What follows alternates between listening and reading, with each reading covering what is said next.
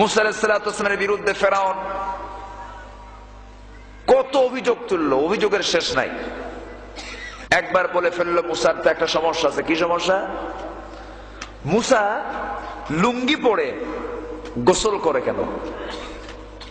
লুঙ্গি এখানে এলাকায় কি বলে? লুঙ্গি বলে না? লুঙ্গি পরে কেন গোসল করে? মানে তো মুসার এক শিরা রোগ আছে। এক শিরা মানে এটা এলাকায় কি যে বলে তা জানি না, ঠিক আছে কি? আচ্ছা, এই অভিযোগ দেওয়া হলো যে মুসার অবশ্যই কোনো গোপন সমস্যা আছে, তাছাড়া এরকম করে সে গোসল করে কেন? মানে সেই যুগের প্রথা ছিল সবাই উলঙ্গ হয়ে গোসল করতো, নাউজুবিল্লাহ। শেষ পর্যন্ত অভিযোগ দেওয়া হলো যখন যে মুসার এক শিরা মনে হয় অসুখ আছে, এছাড়া মুসা কেন ঢেকে কেন, সতর ঢেকে কেন সে গোসল করে? এই অভিযোগ যখন তাকে ঠুকে দেওয়া হলো, মুসা আলাইহিস সালাতু ওয়াস সালামের রাগ তো এমনি বেশি ছিল, প্রচন্ড রাগী লোক ছিলেন। সবচেয়ে রাগী নবীকে, সবচেয়ে রাগী নবীকে যখন তার রাগ উঠতো তখন চুলগুলো খাড়া হয়ে যেত। প্রচন্ড রাগী মানুষ, লোকটা ছিলেন তোতলা। তোতলা লোকের রাগ কম না বেশি?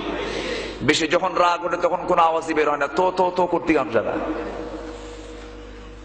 প্রচন্ড রাগী লোক ছিলেন।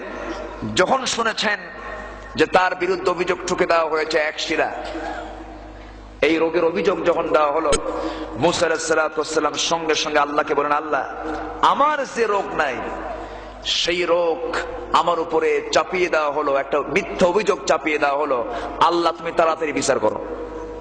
আল্লাহ বলেন, মুসা তুমি চিন্তা করো না, তোমার লুঙ্গি খুলেই দেখায় দেবো, যাও।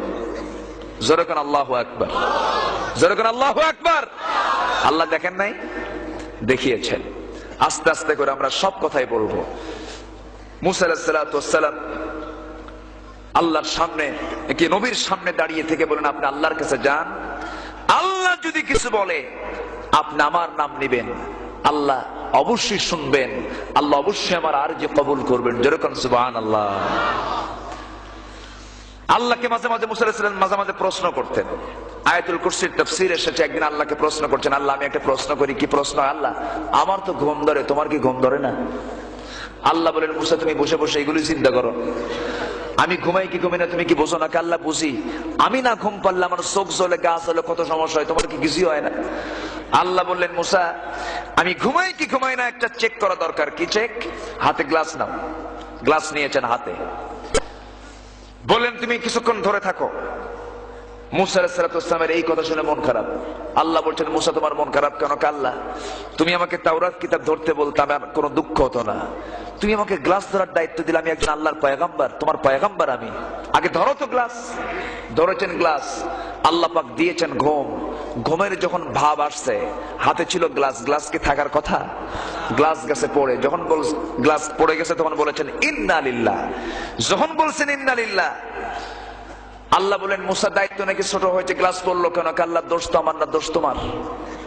কেন? এখন কি ঘুম পাড়ার সময়? সুবহানাল্লাহ বলবেন না? তুমি তো ঘুম ঢুকায় দিচ্ছ, তাছাড়া আমি ঘুমাতাম না। চিন্তা করুন, তিনি মাঝে মাঝে আল্লাহর সঙ্গে এরকম করে কথা বলতেন। যেরকম আল্লাহু আকবার।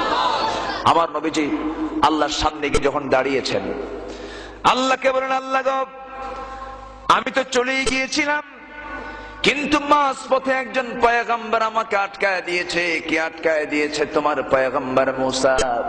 আল্লাহ বলেন, এমন লোকের নাম নিয়েছেন যে লোকের নাম শুনলে আমারও অসুবিধা হয়।